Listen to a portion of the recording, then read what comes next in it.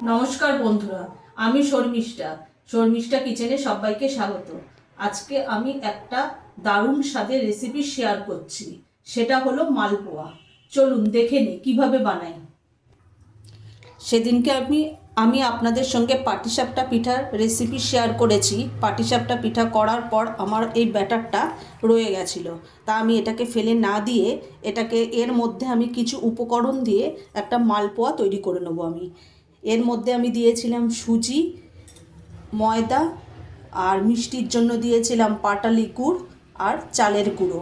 তা এই ব্যাটারটা আমার এখানে এক্সট্রা ছিল পাটিসাপটা পিঠে করার পর, তার জন্য আমি এটাকে ফেলে না দিয়ে এটাকে আমি মালপোয়া তৈরি করে নেব। এর মধ্যে আমি কিছু মৌরি দিয়ে দিলাম, আর অল্প একটু কিশমিশ,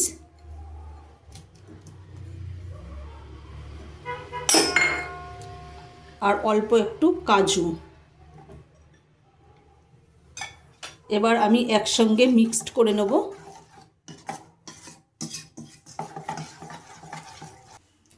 আমি গ্যাসটা ধরিয়ে দিলাম, কড়াইটা আমি এখানে বসিয়ে দিচ্ছি। আমি কড়াইয়ের মধ্যে সাদা তেল দিয়ে দেব। আমি কড়াইয়ের মধ্যে সাদা তেল মানে রিফাইন অয়েল দিয়ে দিলাম।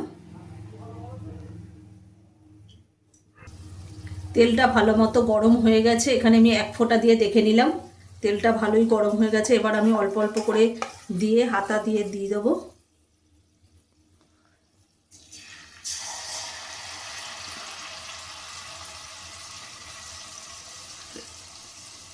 আমি একটা একটা করে ভেজে নেব।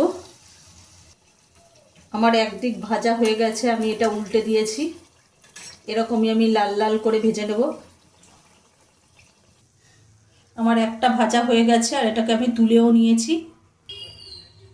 আমার সমস্ত মালপোয়া ভাজা হয়ে গেছে।